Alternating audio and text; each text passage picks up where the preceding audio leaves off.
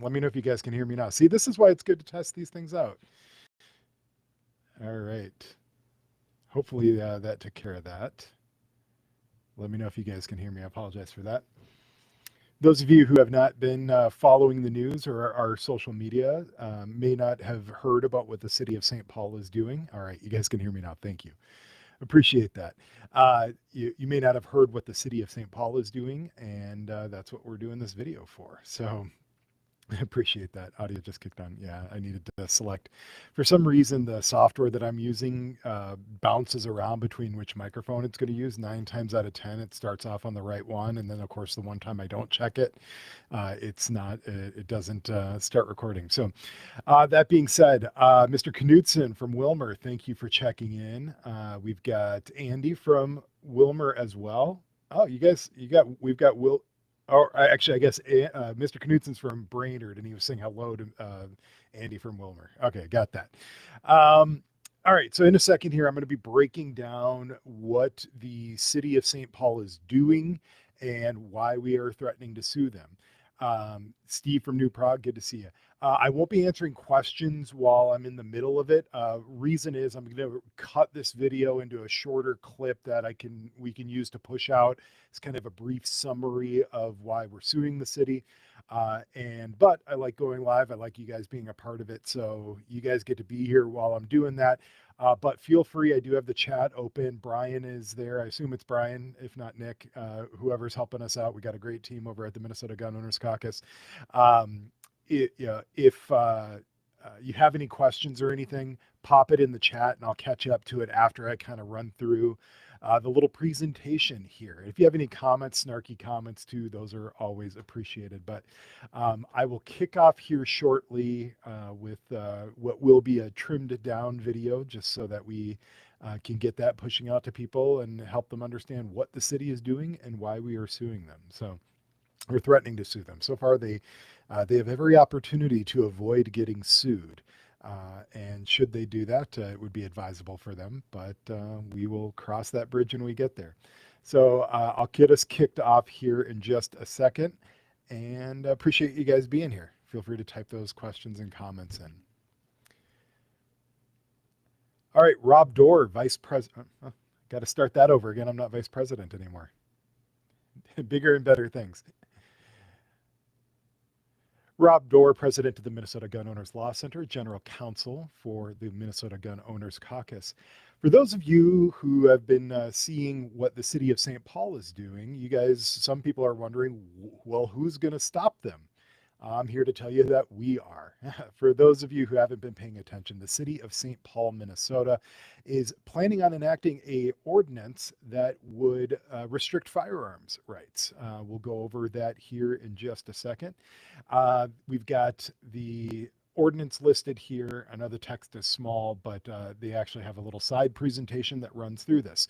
But the city of St. Paul, what they are planning to do is to pass an ordinance that restricts access or restricts the possession of what they call assault weapons, restricts the possession of firearms without a serial number. So if you've manufactured your own firearm, that's going to be not permitted under this ordinance, as well as banning firearms in sensitive places. We'll run through what they're trying to do here. They did prepare this gun violence prevention ordinance. And so here's the timeline that we're looking at. October 22nd was the first reading that they had of this. 2 days now. I'm recording this on Monday the 3rd. On Wednesday, they will be having the second reading and public hearing, so you can participate in that. And there's other ways to participate if you can't be there. And then the November 12th is going to be the third reading and the final passage. They're required to have 3 separate readings of the ordinance in order to satisfy the requirements under the law. So they acknowledge right here that there is a preemption law in Minnesota that restricts them from being able to pass this type of ordinance. They are allowed to, and I've got a copy of the law right here.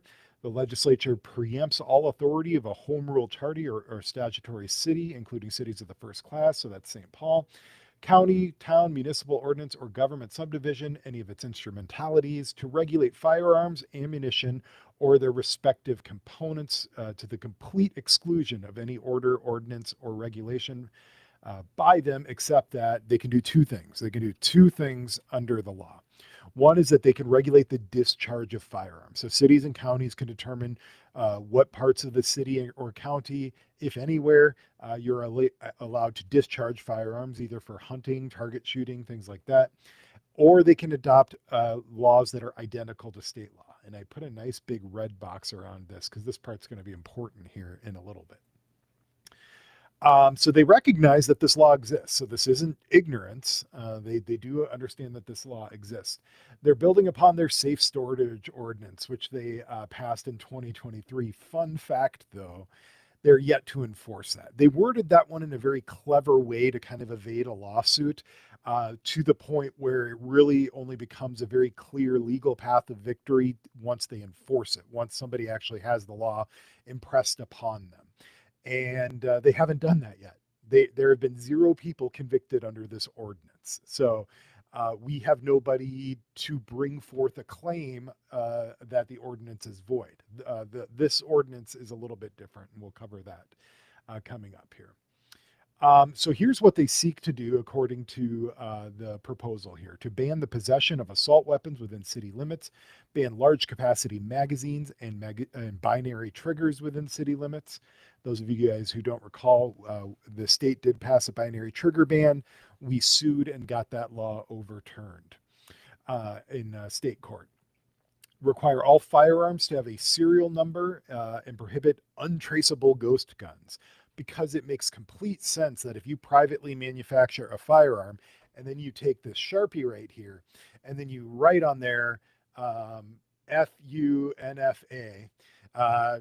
number 1, that's a serial number. Now it's safe. Now it meets their requirements because it has a serial number and crime is solved. Restricting firearms in sensitive places, city-owned property, leased controlled spaces, libraries, recreation centers, and then ensure clear signage at those places, and then establish penalties. Of course, law enforcement are exempt because they always exempt law enforcement from these. Licensed firearm dealers, federal firearms curators. I think they're trying to cover curas and relics there, which aren't regulated anyway. And then transportation through the city, if locked, unloaded, and legally compliant. And that's going to get interesting as far as how that would roll out practically. And then disposal or transfer through authorized agencies. So here's a photo. That's just outside the Capitol press room. You see all the Moms Demand Action people there. There were mayors from different cities that were joining in on this. And this part's interesting because this right here. This is our good friend Megan Walsh, who is the director, or whatever her title is, of the Gun Violence Prevention Clinic, aka Gun Control Clinic, that is at the University of Minnesota. So your tax dollars are going to help craft this ordinance through the University of Minnesota, through their anti-gun law clinic, where they shockingly are yet to defend the Second Amendment rights of anybody, only to expand the state's ability to restrict your Second Amendment rights. So wondering when that defense of the Second Amendment is going to come as far as a citizen, but they sure do love attaching themselves to cases involving poor people who carry firearms without a permit and things like that. The ordinance, public possession of assault weapons within city limits, large capacity magazines, which they set the number arbitrarily at 20 rounds. 20 rounds or more. So you'd have to buy a 19-round magazine. You couldn't have a 20-round magazine. And then binary triggers. Ghost gun is any firearm that does not have a serial number. They do, unlike the state attempt at this, they do exempt firearms manufactured to 1968. So I think that was Megan's attempt to try to evade a legal challenge there on Second Amendment grounds. We'll see how that works out for her. It's a bold strategy, Cotton. And then sensitive places, they define there. And then what the city must do. And then here's what they're trying to do here, and this is the interesting part. Once passed, Ordinance 2565 is contingent and will not be effective until one or the more following passes: repeal of the preemption of state law, or passage of Minnesota law that's substantially the same. Put a pin in that comment right there. Substantially the same. We'll compare that to what the preemption law actually allows. And then the ordinance will be enforced by St. Paul police only after becoming effective. All violations, once effective, will be subject to a misdemeanor, which is the most that a city can charge. Thank you. So going back here, so they do have the language in here that says that yes, preemption has to happen or that's substantially similar. But then section 3 here, the ordinance shall take effect and be enforced 30 days after the following its passage, approval, and publication. So what's happening here is they're going to pass this ordinance, but they're trying to put in language in there that says the ordinance isn't actually in effect until preemption is repealed, which you can't have an ordinance on the books that has like some footnote in it saying, just kidding, this isn't actually going to be applied. Because one of the things that will happen is law enforcement, they see somebody carrying a quote unquote assault weapon, they're going to go and look at the ordinances, and they're going to look at it, and it's unclear whether their little statute book is going to say, oh, by the way, officers, don't actually enforce this. No, what's most likely going to happen in that scenario is some officer is going to believe that this is a prohibited item. They're going to cite or in some cases arrest that person, seize their firearm. Many, many months down the road, after a defense attorney like me gets involved and says, hey, you can't enforce that ordinance, let my client out of jail, or dismiss the citation.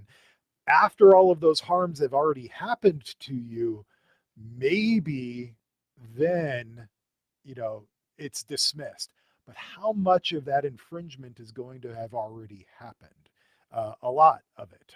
And so just merely having this ordinance on the books creates a chilling effect, because what's most likely going to happen is that officer or a citizen who lives in St. Paul or is moving to St. Paul is going to read through the ordinances, not understand, well, has preemption been repealed? Has it not been repealed? Is this ordinance in effect? Is it not into effect?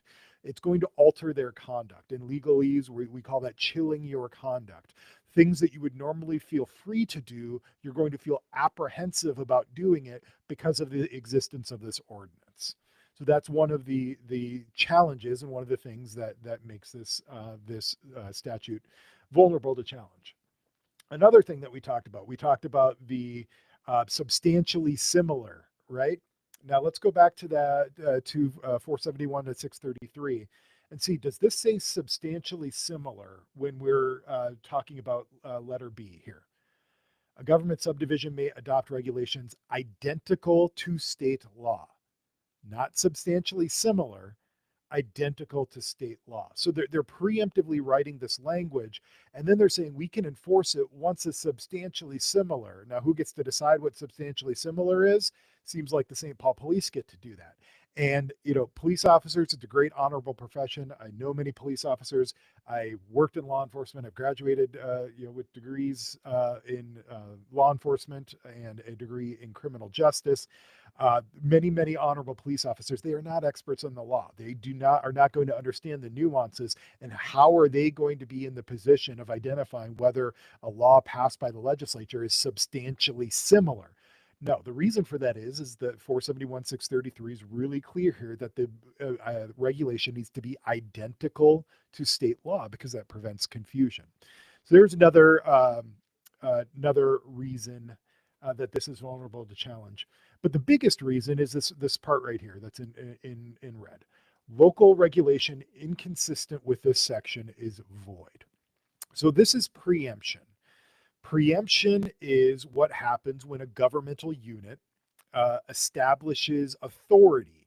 And there's a few different types of preemption. There's field preemption, which is what this is, which is the government the state government in this case, has occupied the field of this law. Now, this happens with the federal government relate to things like interstate commerce and things like that. The federal government has occupied the field. That's the legal language, leaving no room for anybody else to regulate any subordinate level of government. Um, City councils, they have their authority. They get their authority from the Minnesota Constitution uh, as delegated by the state. The state is the sovereign authority of everywhere in Minnesota.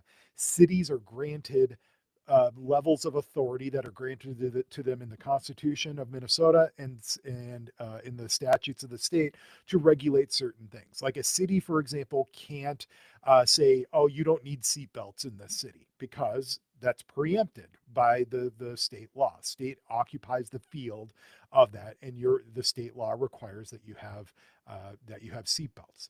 Here, state law has occupied the field of firearms regulations, except for those two things that we talked about that they have allowed the cities to regulate. They allow them to regulate the discharge of firearms, and they allow them to regulate adopt identical laws to the state law. They do not permit them to do anything beyond that. So it doesn't matter whether the ordinance is being passed with a zombie date that it rises from the books and comes into effect. No, the ordinance is void from the start because the state has occupied the field. So, in response to this is pretty interesting. This is pretty funny here. The mayor. So what we did is we sent a letter. Let me find that here. We sent a letter to the city council and to the mayor saying that, hey, what you're doing is illegal. So the Minnesota Supreme Court and Court of Appeals have consistently preempted ordinances that are void at inception, regardless of whether or not they are enforced. I provided some case law here, some nice case law, and pointed out that they simply lack the authority for the reason that I just explained to you. They do not have the authority to act in this. They are not their own little kings and queens over the city of St. Paul. They have to operate within the bounds of the Minnesota Constitution, and they have to operate within the legislative authority. That's the authority that they have as a governing body that the state allows them to. And this simply does not do that. No legislative gimmicks such as an indefinite effective date, I call it a zombie date, can circumvent that statutory bar. Then I gave them some more case law that they cannot do indirectly what they are forbidden from doing directly. And then should the city proceed with passage of this ordinance, we will immediately initiate legal action. Signed by yours truly. So in response to that, Mayor Carter's Jennifer Lord, J. Lord they call her, his press secretary said, furthermore, contingent laws are often put into, or no, actually, what did she say first? Let's see. That's what we said. Furthermore, contingent laws are often put in place and have gone into effect all over the country. For example, several states have enacted contingent laws on abortion that were enacted in direct violation of Roe versus Wade. Quick constitutional law minute here. That is not the same thing. So I just kind of explained to you why the city operates under the legislative authority that it's authorized to under the Minnesota Constitution and state law. What happened with the Roe versus Wade is states were passing laws through their legislatures, and then those laws were on the books. The courts, however, could not enforce those because of the precedent set in Roe versus Wade regarding the reproductive health care that states could not restrict that. But once Roe versus Wade was overturned, those states' statutes that were passed were able to come into effect. Some of them predated Roe. A lot of them did. Most of them did. Predated Roe versus Wade. So when Roe versus Wade came on the scene, it effectively put a stop on enforcement of those ordinances, and then it was resumed after Roe versus Wade was overturned. This is very different, though, because those states that passed those laws were acting in accordance with the legislative authority that was granted to them by their state constitutions and their state governments. They passed through the legislative process legally. The bar on that was from the court actually enforcing that due to the precedence of Roe versus Wade. So in that instance, you have a sovereign state government passing a law legally, but the courts were enjoined from enforcing that law because of the precedent. That's not what we have here with St. Paul. With St. Paul, what we have is them attempting to pass an ordinance that they have no authority to pass anyway, because state law tells them that they can't do that. They have no legislative authority beyond what the Minnesota Constitution and Minnesota statutes authorizes them to have, and it expressly tells them that they do not have this legislative authority. It is nothing like the situation that J. Lore put forward here with regarding the trigger laws that were passed under preemption. Under Roe versus Wade. And then I think at some point she said, did they edit this? Because I know at one point this said that there is no state. Oh yeah, I skimmed right over it. J. Lore, Carter's press secretary, said there's no case law that prohibits what the city is doing. I gave you the case law. Like, I cited it in the letter. I gave you the case law. J. Lore is not an attorney, and to my understanding has never graduated law school. Not that you need to go to law school to understand this, but if you're going to make an affirmative statement like there is no case law after a lawyer has cited you the case law, you're going to have to support that with something. But they just kind of glossed over that. So very, very different situation here. So at the end of the day, the city of St. Paul does not have the authority to do what they are trying to do. And it's nothing like any of the things that they cited. Putting a zombie date where this ordinance can rise from the books and come out in search of brains to eat, that doesn't cut it either, because you had no authority to pass the ordinance in the first place. So what can you do, right? What can you do about this?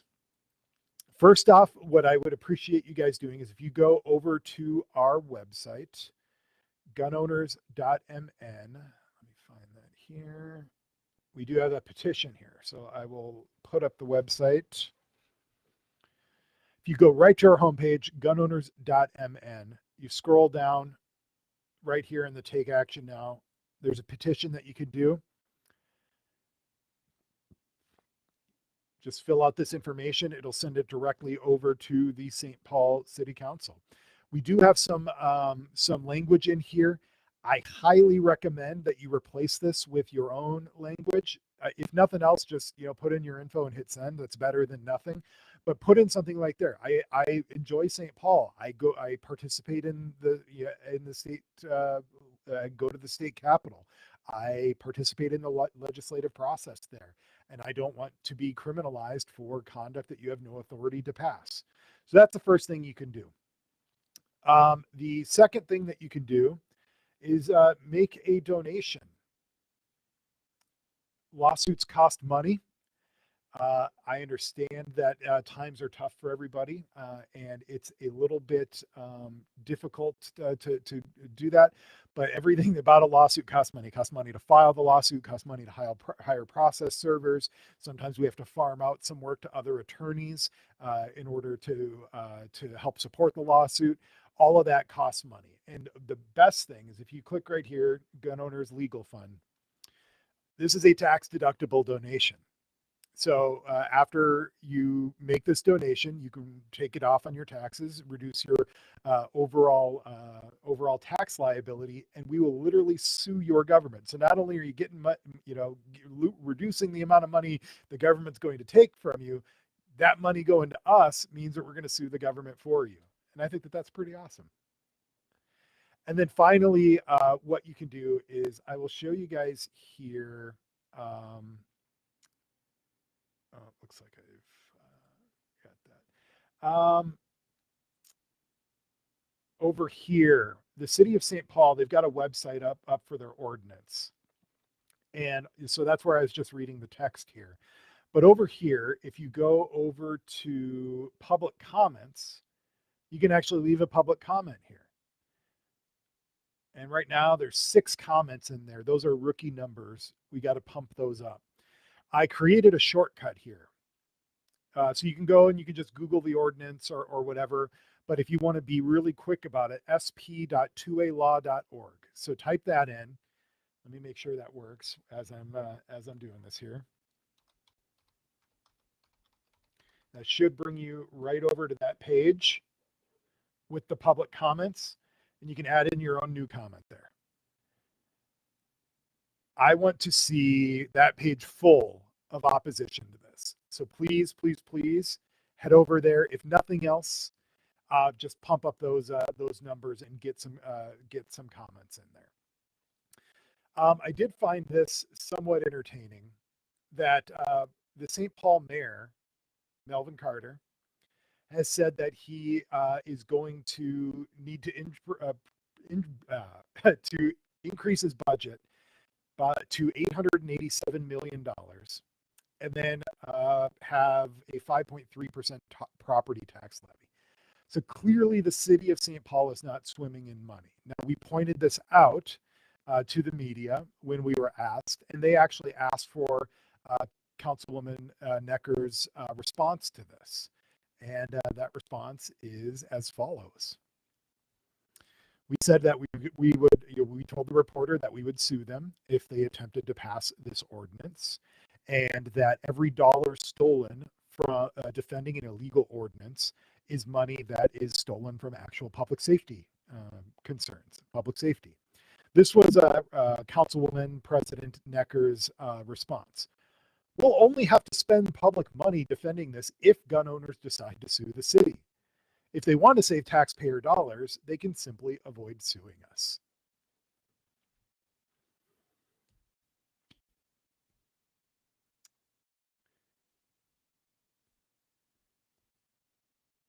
Let's talk about something here. Let's talk about jobs, duties, responsibilities. Councilwoman Necker, like every other public official, takes an oath to the Constitution and to uphold the Constitution of Minnesota and the U.S. Constitution and state laws. It's implicit in that. I don't know the exact wording of their oath, but it's something along those lines. It is her job as a councilwoman, as councilwoman president, to abide by state laws and to be a good steward of the residents' money. The budget comes through the city council. She needs to be a good steward of the city of St. Paul's budget and invest wisely. My job is not those things. My job is not to care about the money of the city of St. Paul and where the government decides to waste money. That's not my job. My job is to sue government officials like Councilwoman Necker and the city of St. Paul when they violate the law and violate the constitutional rights of their citizens. That's my job. Your job is to care about how you spend the city's money. That's not my job. You don't get to say, well, if they just let us break the law and don't sue us, then the money is safe. It's not how that works.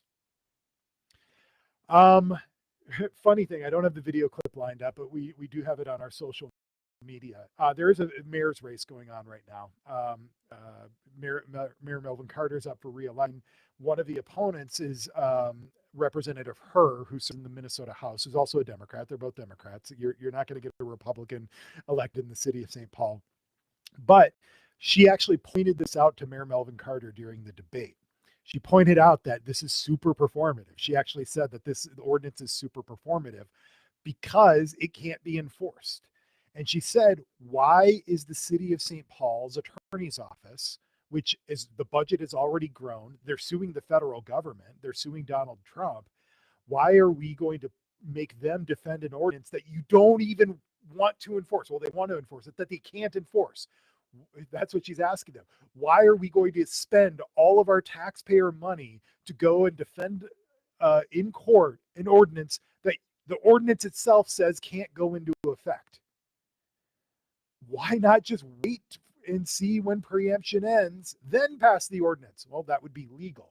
No, the reason why they want to do it is exactly what Representative Hearst said. This is super performative, and you can tell by all of the shirts that were there at the press conference. This is not about being a good steward of taxpayer money. This is about making a political statement at the expense of St. Paul taxpayer dollars. We have a very, very strong case in this, and I would strongly urge that the city of St. Paul heed Representative Herz's warning and not pass an ordinance that you don't have any intention or capability of enforcing, and then spend money, your taxpayers' money, to be going to actual public safety. No, you're going to divert that money to the county attorney's office when we sue you to, if you win, which I can't see how you do, but let's say if you win, then you can't enforce it anyway. Why are you going to waste taxpayer money through that whole process, if not just to have the appearance of doing something? It's illogical, and I hope we don't have to go down that road. If we do, we're ready, though. All right, guys. That should be a good enough clip out portion. What do you guys think? Is that informative? Is that helpful? I will go through and look for any questions here. All right. Cass asks, so if the Minnesota legislature comes out and passes some sort of assault weapon ban or binary trigger law, would that play out the same way? And yeah, so that's a good question, because if the language of the bill is not identical, and I can tell you, there's no way that the city of St. Paul has the clairvoyance to know what language will pass through the legislative process. Somebody who did that for 16 years, I can tell you unequivocally that whatever you think the language is when it's introduced is not what it's going to be at the end of the day, after all the amendments processes and the floor votes and reconciling through conference committee, Senate language versus House language. So if for some reason this law does pass and go into effect, and then the state government passes an assault weapons ban, if it's not identical, then the ordinance is invalid. Now, at that point, they could just choose to enforce the state law, which is what they would do. So it's really substantively nothing. It just kind of shows their complete ignorance about the entire process. So good question. Andy, it says, let me see, I can get some chats up here now that we're in the freestyle mode of the conversation.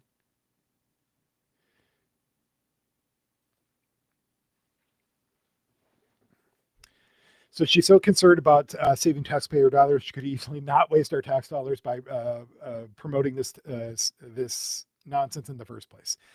Andy, congratulations on having functional brain cells. And here's the thing: there are some people involved in this that are just genuinely stupid, and they're just ignorant of the laws surrounding this, and think that this is okay because it's not actually going into effect. There are people here who are not dumb, who know exactly what they're doing, who are helping craft this ordinance in a way to make it look like we're the bad guys because all they want to do is keep kids safe and keep our schools safe, and all that emotional language that is utterly irrelevant in a legal discussion. That's what they're going to be focusing on. So they know they're going to lose this. They have to know. I mean, they have to know. We have an excellent track record in our lawsuits against the state, and we will keep that going. But they have to know that this is going to be a loser. But to them, spending the few $100,000 it's going to take to defend this using taxpayer money is worth it if they get the messaging win that says, well, we did what we could, but those dang doggone gun owners sued us and got the law overturned. But now kids aren't going to be safe and all these things. But just keep in mind, the ordinance already acknowledges that they're not going to enforce it. It already acknowledges that. Whether it passes or whether it doesn't, nothing changes except for lawful gun owners who are going to have their conduct chilled, like I talked about earlier, that chilling effect. It changes them. It changes them if they are wrongly prosecuted under this zombie ordinance. It hurts them. And it hurts the entire state of Minnesota when a city thumbs its nose and gives the middle finger to the state saying, yes, we understand that you told us we can't do this, but fuck you, we're going to do it anyway.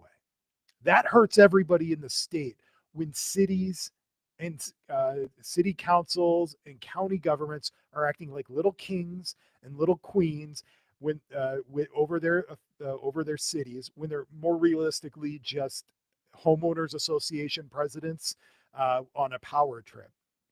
It's about all the authority that they have as a homeowners association, and sometimes less than that. Yet their egos are so inflated, and their political aspirations are so clear to them that it's not about doing what's lawful or doing what's practical or doing what's efficacy proven, has proven efficacy. It's about just optics, political optics. That's unfortunate. All right, guys, I hope that was informative. Do let me know if you guys do have any questions about this. You can send an email over to contact@gunowners.mn. The team there will route that over to me. One last appeal for you guys. Again, if you could go over to gunowners.mn and sign that petition that is there. I would appreciate that. And then there's more petitions there too. So you don't have to stop at just one. We've got other things we're working on, other things that the Gun Owners Caucus is working on, rather. I have to stop using that collective we now that I've shifted positions. But other things that the Gun Owners Caucus is working on. If you guys appreciate the work that the Law Center is doing in bringing these lawsuits, and there's 15 other cities that are ready to follow suit, and we will sue every single one of them to the extent that our resources and time permit. If you guys appreciate that work, you can head over to gunowners.mn/donate and then click the Law Center there and drop in a few shekels there. I would really appreciate it. And then we had, I don't have it loaded up there, but the sp.2alaw.org, sp.2alaw.org, fill out that public comment. Even if you guys are watching this on a replay later on, fill out that public comment so that lets people know what you feel about the ordinance. Lets the city council know and the general public know how you feel about that ordinance. So really, really appreciate you guys. I appreciate you guys stopping in. If you do have any other questions, feel free to let me know and I will hope to answer them. But I hope this was informative. I hope this gives you guys a better understanding of our legal position here. We don't even have to rise to a Second Amendment challenge on this. This all fails purely under state law. And we will kick butt for you guys to the extent that our time